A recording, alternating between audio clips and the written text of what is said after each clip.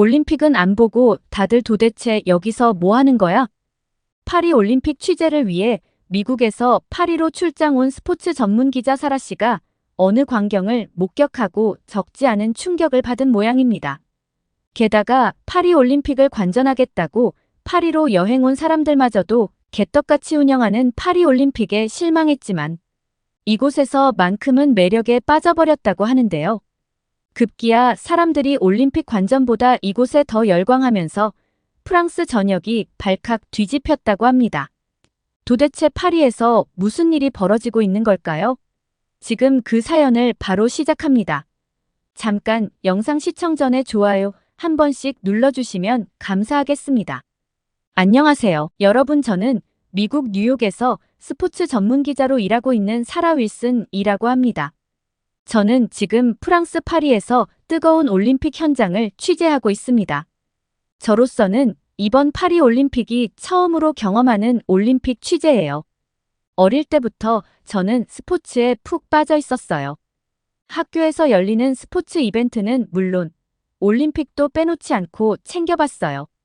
그때마다 선수들이 어떻게 준비하고 어떤 마음으로 경기에 임하는지 궁금해서 경기 후에 그들의 인터뷰도 놓치지 않고 모두 다 보았답니다.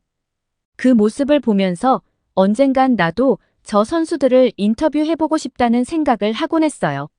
그때부터였을 거예요.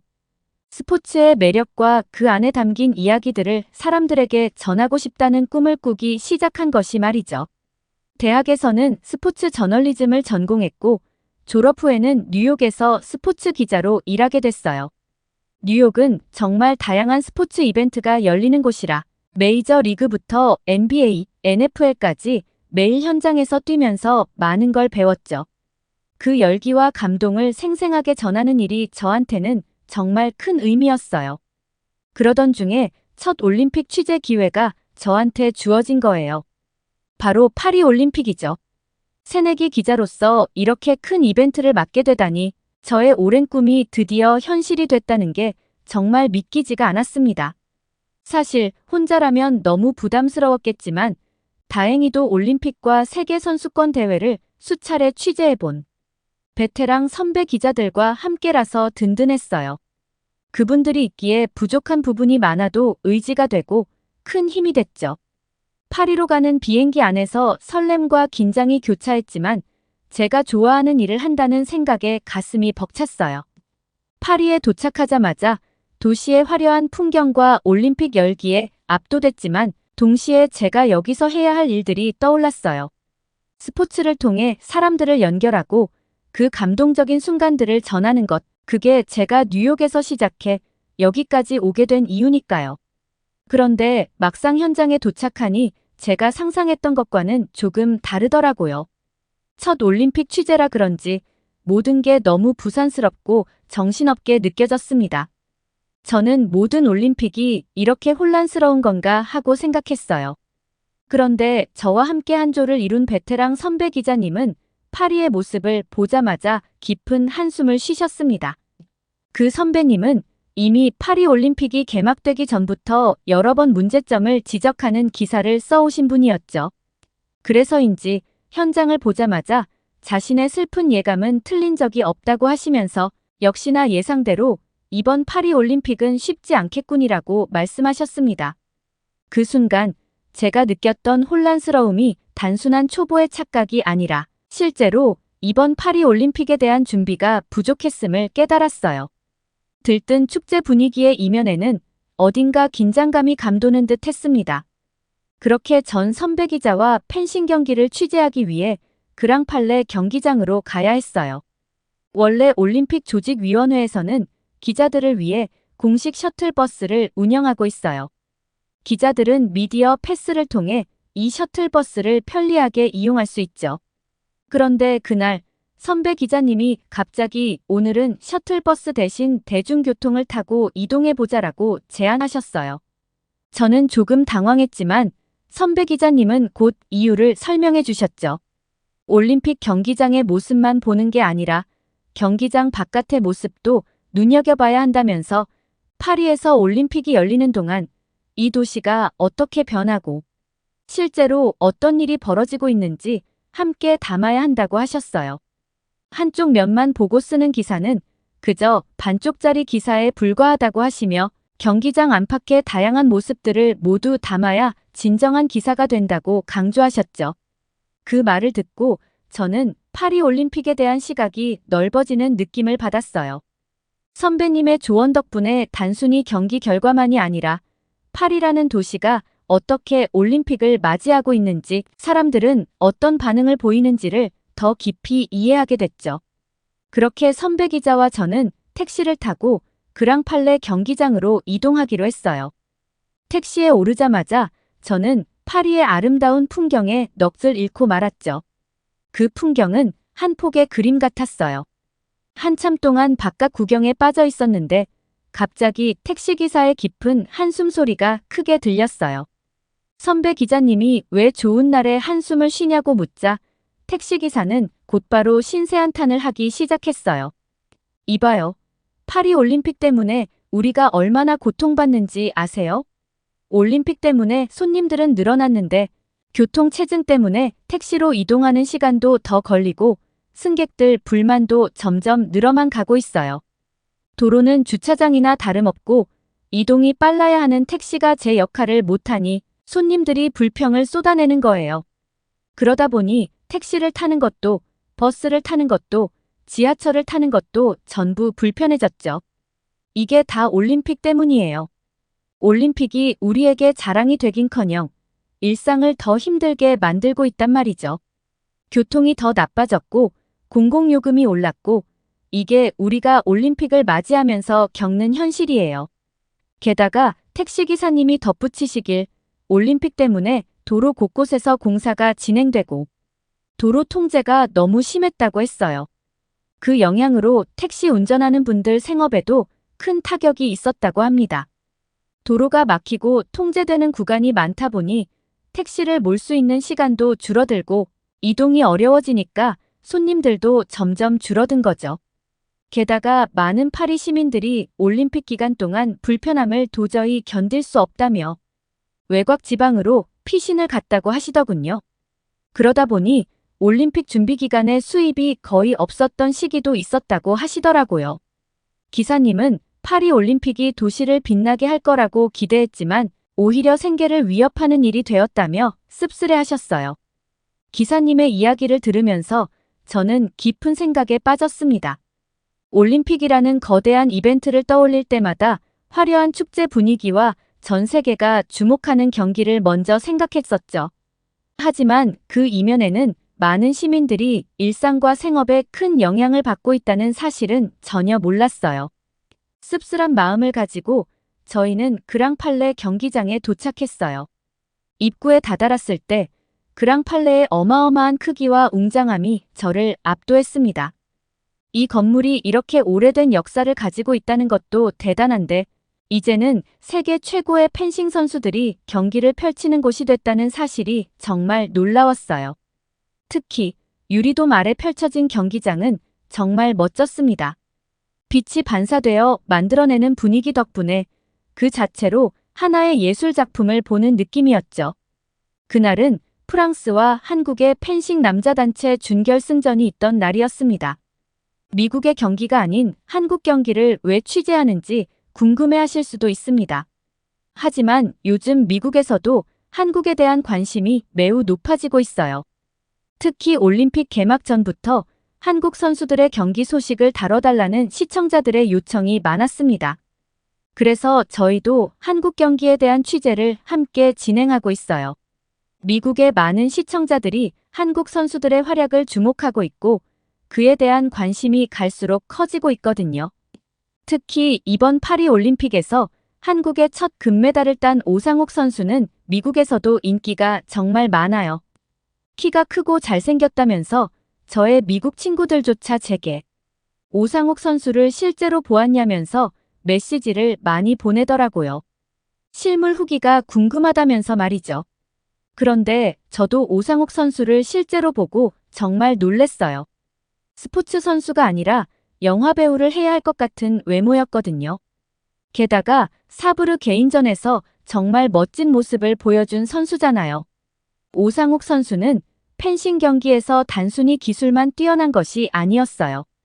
그는 펜싱의 본질, 즉 매너와 예의를 완벽하게 갖춘 스포츠맨다운 경기를 보여주었습니다. 경기가 진행되는 중에 상대편 선수가 불의의 실수로 넘어졌을 때 오상욱 선수는 망설임 없이 손을 내밀어 그 선수를 일으켜 세웠어요. 그 순간 관중들은 놀라움과 감탄을 금치 못했죠. 이런 모습을 보면서 저는 진정한 스포츠인이란 무엇인지 다시금 생각하게 되었어요. 승리만을 쫓는 것이 아니라 경기 속에서 상대방에 대한 존중과 예의를 지키는 것이야말로 스포츠의 진정한 가치가 아닐까 싶었죠. 오상욱 선수의 이러한 행동은 단순히 경기의 한 장면을 넘어 스포츠 정신이 무엇인지 잘 보여준 사례였고, 그렇게 오상욱 선수를 기억하고 있었기에 프랑스와 한국의 펜싱 남자 단체 준결승전에서도 저도 모르게 한국을 마음속으로 응원했습니다. 그런데 그 준결승전에서 저는 비매너의 끝을 보게 되었어요. 사실 준결승에서 대한민국이 프랑스와 맞붙었을 때 경기장 분위기는 정말 압도적이었습니다. 경기장 안에 가득 찬 9천 명의 프랑스 홈팬들은 일방적인 응원을 넘어 야유까지 보내며 대한민국 선수들을 압박했죠. 솔직히 말해 그런 매너 없는 행동을 보며 얼굴이 화끈거릴 정도로 민망했어요. 프랑스 관중이 더 많으니 응원 소리가 클 수밖에 없다는 건 이해하지만 야유는 좀 지나치지 않나 싶었어요. 그럼에도 대한민국 대표팀은 그 야유 속에서도 굴하지 않고 오히려 기세를 올리며 경기를 밀어붙이더라고요. 경기를 보면서 저는 초반부터 한국이 정말 대단하다고 생각했어요. 게다가 그들의 팀플레이는 정말 환상적이었죠. 한 명이 힘들어하면 다른 선수가 바로 나서서 부담을 덜어주는 모습이 인상적이었습니다. 특히 결승전에서는 도경동 선수의 활약은 정말 눈부셨습니다. 갑작스러운 투입에도 불구하고 올림픽 결승이라는 엄청난 압박 속에서 놀라운 경기력을 발휘했어요. 외국 선수지만 그 순간만큼은 정말 혀를 내두를 정도로 감탄했습니다. 긴장감을 이겨내고 자신에게 주어진 순간에 최고의 실력을 보여주는 그의 정신력에 깊은 인상을 받았습니다. 한편 프랑스 관중들의 매너에 대해서는 정말 실망스러웠습니다.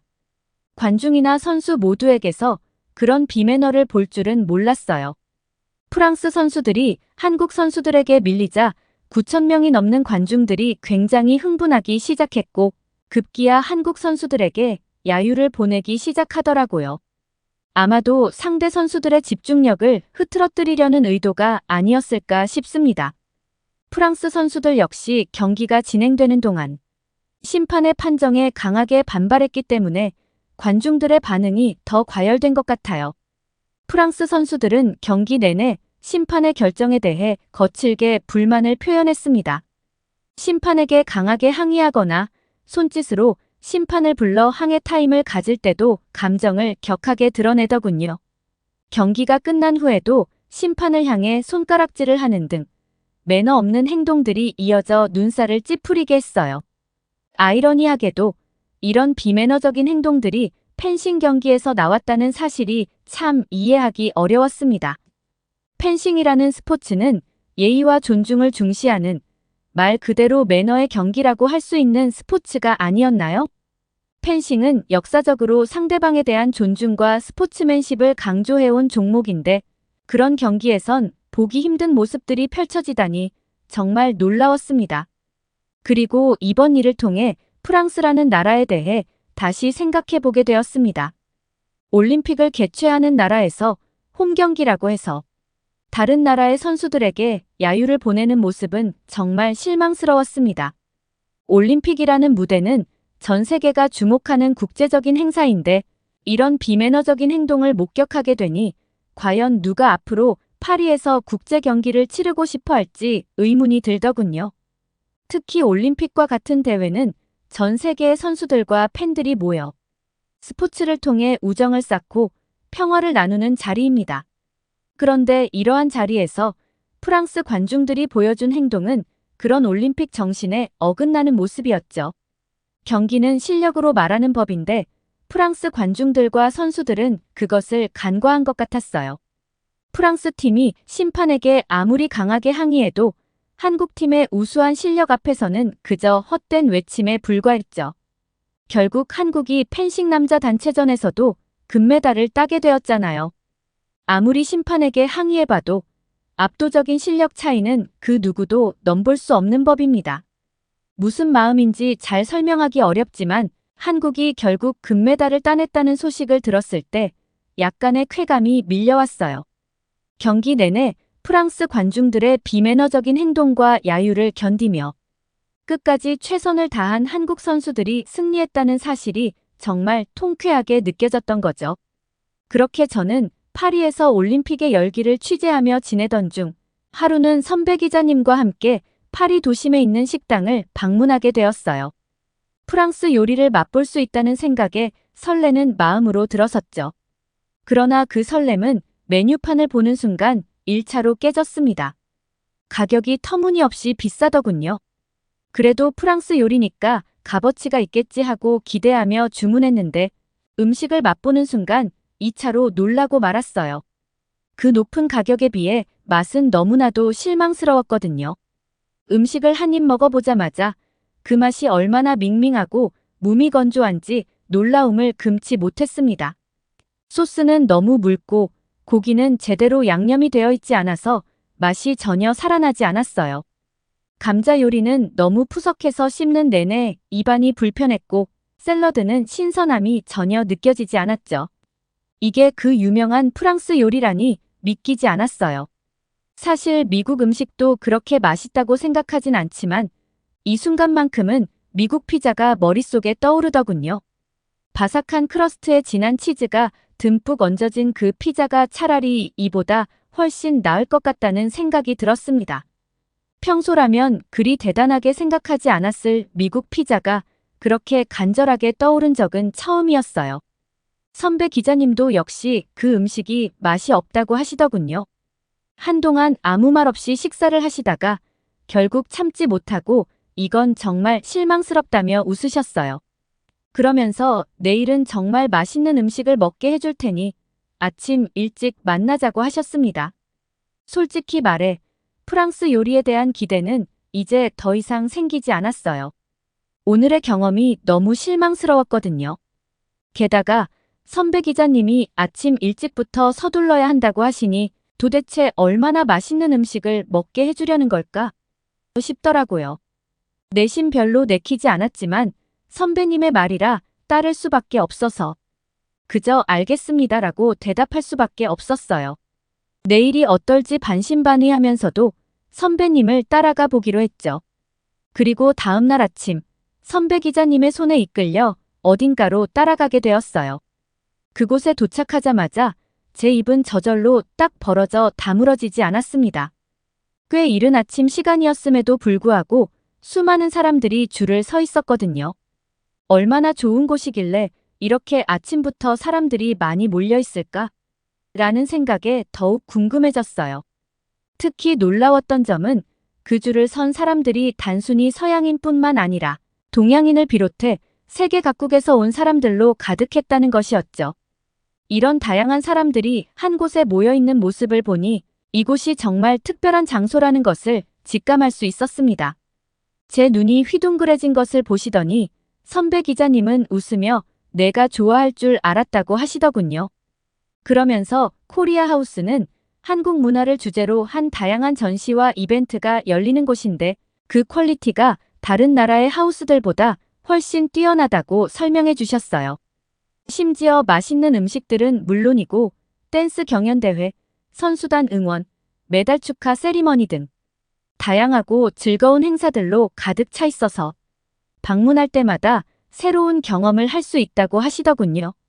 선배님은 일단 코리아 하우스를 방문하고 나면 다른 나라의 하우스는 재미도 없고 음식도 별로라서 코리아 하우스에 한 번도 안 온 사람은 있어도 한 번만 온 사람은 없다는 명언도 떠돈다고 하시면서 웃으셨습니다. 이런 설명을 들으니 왜 이렇게 많은 사람들이 이곳을 찾는지 알 수 있었습니다. 그리고 이렇게 많은 사람들이 코리아 하우스에 몰리다 보니 일찍부터 나와서 줄을 서야 하기 때문에 아침 일찍 만나자고 한 것이라고 하셨어요. 선배님의 말을 듣고 코리아 하우스를 둘러보니 코리아 하우스는 단순한 한국의 부스가 아니라 한국 문화의 매력을 세계인들에게 알리고 모두가 함께 즐길 수 있는 축제의 장이었습니다. 저는 그곳에서 다양한 한국 문화를 직접 체험해 볼 수 있는 기회를 가졌어요.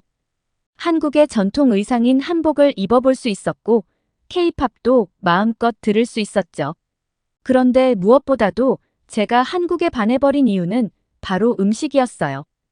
음식 부스에 가보니 정말 다양한 한국 음식들이 준비되어 있더군요. 그 중에서도 특히 눈길을 끈 건 음식들의 가격이었습니다. 생각보다 훨씬 저렴했어요. 선배님은 가격도 저렴하니 먹고 싶은 것들을 다 골라서 먹어보자고 하시며 이것저것 주문하자고 제안하셨죠. 그래서 저는 떡볶이, 만두, 주먹밥 등 여러 음식을 다양하게 주문해서 맛볼 수 있었는데요. 저는 떡볶이를 한 입 베어문 순간 깜짝 놀랐어요. 쫄깃한 떡이 매콤하고 달콤한 소스에 완벽히 배어 있더라고요. 맵긴 했어요. 그런데 단순히 매운맛만 느껴지는 것이 아니라 달콤한 맛도 느껴져서 그 맛이 계속해서 다음 한 입을 부르더군요. 그리고 만두를 한 입 베어 물었을 때 얇고 쫀득한 피 속에 가득 찬 고소한 고기와 신선한 김치가 어우러져 입안에서 풍부한 맛을 터뜨렸습니다. 겉은 바삭하고 속은 촉촉하고 정말 감동의 맛이었어요. 그리고 만두를 떡볶이 국물에 찍어 먹으니 더 맛있더라고요. 그 순간 어제 먹은 비싸기만 했던 프랑스 요리가 생각나면서 어제 도대체 무슨 짓을 한 거지 싶어 약간 현타가 왔어요. 그러던 중에 엿들을 생각은 전혀 없었지만 우연히 제 옆에 있던 한 외국인 여성이 만두를 먹으며 대화하는 소리가 들렸습니다. 그녀는 오늘 코리아 하우스에 오기 위해 올림픽 경기 관람을 포기했다고 하더군요. 올림픽 경기는 나중에 재방송으로 봐도 되지만 코리아 하우스는 이렇게 쉽게 올 수 있는 곳이 아니라고 말하며 코리아 하우스를 꼭 방문해보고 싶었다고 했어요. 그녀의 말을 들으며 코리아 하우스가 단순히 음식을 맛보는 곳을 넘어 사람들에게 얼마나 특별한 의미를 지닌 공간인지 새삼 깨닫게 되었습니다. 이곳이 얼마나 매력적이길래 올림픽 경기를 포기하면서까지 찾아오는지 그만큼 코리아 하우스의 인기가 대단하다는 것을 느낄 수 있었어요. 이렇게 올림픽 첫 취재는 저에게 정말 뜻깊은 경험이 되고 있습니다. 좋은 선배 덕분에 단순히 경기만 바라보는 게 아니라 파리 현지의 현실적인 모습과 함께 파리 올림픽에서 한국이 일으키고 있는 새로운 돌풍도 생생하게 느끼고 있죠. 이 다양한 시각에서의 경험은 제 취재의 깊이를 더해주고 있으며 올림픽이 끝날 때까지 이런 관점들을 놓치지 않고 최선을 다해 취재하겠다는 다짐을 매일 하고 있습니다. 그리고 한 가지 더 결심했죠. 올림픽이 끝나면 꼭 휴가를 써서 한국으로 여행을 가봐야겠다고요. 코리아 하우스에서 맛본 한국의 음식과 문화가 너무 인상 깊어서 실제 한국에서 그 매력을 더 깊이 느껴보고 싶다는 생각이 들었습니다. 이번 경험이 저에게 새로운 시각을 열어준 만큼 앞으로도 다양한 문화를 직접 체험하며 더 넓은 세계를 보고 싶은 마음이 드네요. 오늘의 사연 어떻게 보셨나요? 미국의 새내기 기자가 처음으로 파리 올림픽 취재를 가서 느끼는 바가 참 많은 것 같습니다. 특히 한국의 매력에 푹 빠진 모습이 인상적이었는데요. 만약 그녀가 실제로 한국을 여행하게 된다면 파리의 코리아 하우스에서 경험했던 것보다 훨씬 더 큰 한국의 매력을 알게 될 거라고 확신합니다. 한국은 문화, 음식, 사람들까지 모든 면에서 특별한 경험을 선사할 수 있는 곳이니까요. 오늘의 사연이 좋으셨다면 구독과 좋아요를 눌러주세요. 여러분의 구독과 좋아요는 영상 제작에 큰 힘이 됩니다. 끝까지 시청해주셔서 감사합니다. 더욱더 감명 깊은 사연으로 찾아뵙겠습니다.